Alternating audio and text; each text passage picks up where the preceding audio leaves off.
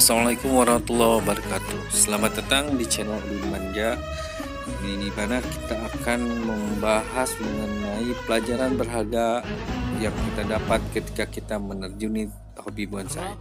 Pelajaran berharga ini bukan tentang materi, tetapi tentang nilai spiritual yang kita dapatkan ketika kita mempelajari bonsai, yaitu mulai dari pembuatan akar, batang, ranting. Dan ternyata di sana kita dapat mengambil pelajaran bahwa bonsai ini bukan hanya seni keindahan, tetapi memberikan pelajaran kepada kita bahwa ada rahasia kehidupan yang tersembunyi di dalamnya. Pertama dari pembuatan akar, di mana akar pohon ini harus kokoh karena si akar pohon ini menopang seluruh bagian tubuh pohon. Jadi jika si akarnya tidak kokoh, maka pohon itu akan tumbang. Nah, begitupun dengan kita ketika menjalani kehidupan ini. Jika kita ini menjalani kehidupan tidak memiliki akar yang kokoh, atau bisa kita sebut dengan akidah, tidak memiliki akidah yang kokoh, bahkan kita itu sendiri tidak mengetahui akidah itu apa, otomatis hidup kita ini akan tumbang, akan terbawa arus, akan tergerus oleh majunya zaman. Nah, di sini kita akan mempelajari tentang masalah akidah dari akar bonsai. Karena akar bonsai itu harus kokoh, harus kuat, dan karena menopang seluruh bagian tubuh pohon, maka akidah kita itu harus kuat. Sebelum kita mengetahui akidah harus kuat, kita itu harus mengetahui dulu apa itu akidah. Akidah itu adalah sudut pandang kita terhadap kehidupan ini, pemikiran dasar di mana kita ini mengetahui tujuan dari hidup kita ini. Dari mana kita berasal, mau apa ada di dunia ini, dan akan kemana setelah kematian.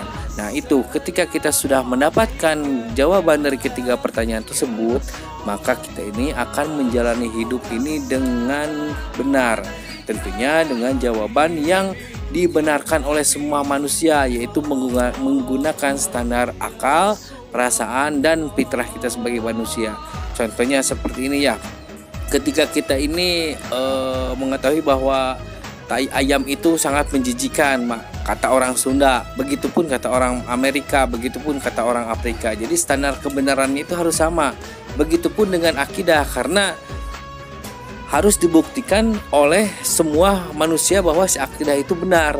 Nah, jadi harus menggunakan standar kebenaran yang ada pada diri manusia yang telah pencipta berikan, seperti akal kita, hati kita, dan fitrah kita sebagai manusia. Oke, kita bahas tentang dari mana kita ini berasal.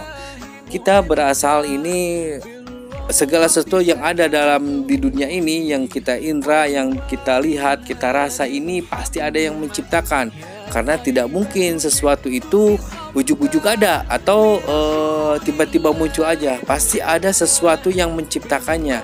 Nah, pertanyaannya adalah si pencipta ini, apakah dia itu ada karena ada yang menciptakan, atau misalkan ada karena dia menciptakan dirinya sendiri lalu menciptakan kita dan alam semesta ini dan kehidupan ini, ataukah dia itu wajib adanya atau wajibul wujud. Nah, kita bahas satu-satu mengenai apakah si pencipta ini ada yang menciptakan, karena ada ciptaannya di dunia ini. Jadi kalau misalkan si pencipta ini ada yang menciptakan, ini suatu hal yang tidak masuk akal. Berarti dia itu bukan Maha Pencipta, dia itu adalah makhluk. Dia itu bakal terbatas karena ada yang melebihi darinya, yaitu yang menciptakan dia. Jadi tidak mungkin sang pencipta alam semesta, kehidupan, dan manusia ini ada yang menciptakan. Jadi kemungkinan pertama adalah batil. Nah, dan kemungkinan yang kedua yaitu pencipta itu menciptakan dirinya sendiri lalu menciptakan manusia, alam semesta, dan kehidupan ini. Nah, ini juga saya rasa kemungkinan yang batil ya. Karena tidak mungkin dari sesuatu yang tidak ada, dia itu tiba-tiba ada terus menciptakan. Akal kita bakal menolak. Kenapa? Dia itu memiliki dua predikat sekaligus, yaitu sebagai pencipta dan makhluk. Kan aneh gitu. Ini akal kita benar-benar menolak, karena dari sesuatu yang hampa, tidak ada, terus ujug-ujug ada. Nah, ini kan aneh sekali ya guys. Jadi kemungkinan ini tertolak juga, kemungkinan yang kedua.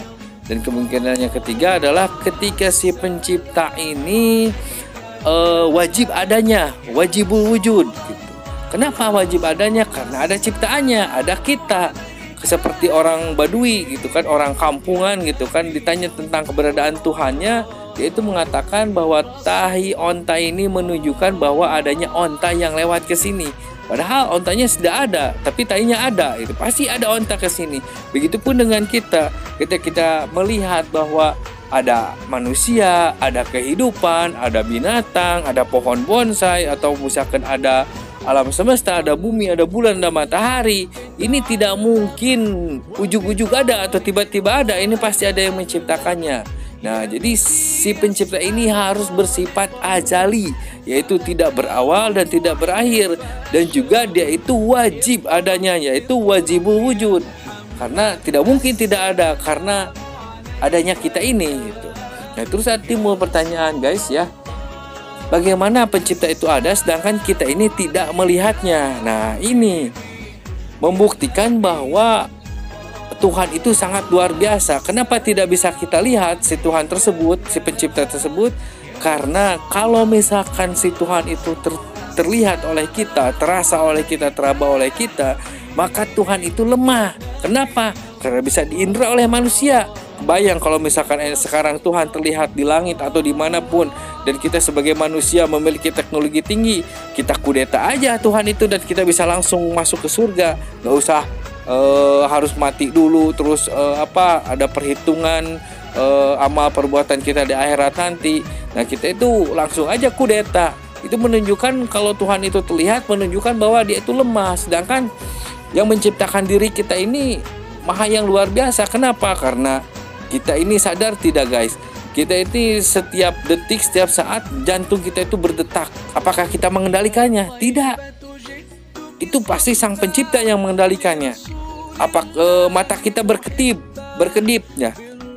Apakah ini juga kita yang mengendalikannya? Tentu tidak. Karena ada Maha Pencipta yang mengendalikannya. Luar biasanya sang pencipta itu sampai detak jantung, terus denyut nadi, terus kedipan mata, bernapas kita. Kebayang kalau misalkan kita yang mengaturnya, kita itu bakal lelah, bakal capek. Oh, kita ini lupa tidak bernapas sehingga kita itu mati. Atau misalkan saya lupa tidak mengedipkan mata sehingga mata saya jadi bolor. Nah, itu. Jadi manusia itu sangat lemah itu. Pasti ada yang menciptakannya, dan itu maha luar biasa. Dan teori Big Bang atau semacamnya itu emang tidak masuk akal gitu. Manusia itu tercipta dari monyet, lalu kenapa monyet ini masih ada? Kenapa nggak berubah dari manusia gitu kan? Berevolusi dari monyet itu manusia itu. Terus manusia kenapa nggak berevolusi lagi? Misalkan bersayap lah, bisa terbang lah, atau gimana lah, bisa menyelam dalam air tanpa alat bantu. Itu menunjukkan bahwa si evolusi itu terhenti. Bukan terhenti ya, teori evolusi tersebut tidak bisa